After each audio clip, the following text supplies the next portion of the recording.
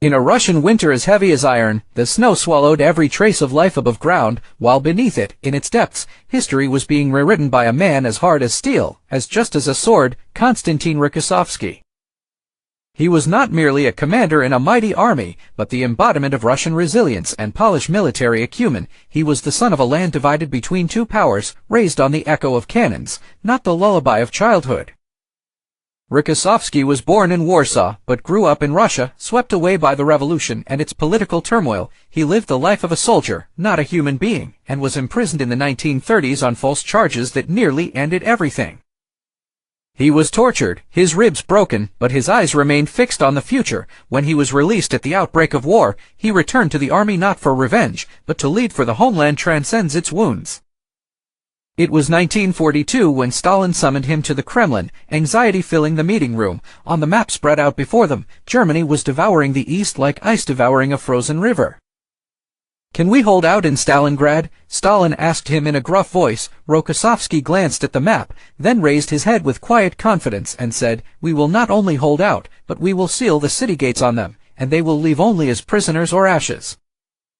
He led his armies like one conducting a symphony of fire. Every battalion was a harmonious note, every tank a step in a dance of death. In Stalingrad, the sky rained fire, and the German soldiers cried out in the cold and hunger, while Rokossowski's men advanced steadily, as if they were children of the ice itself.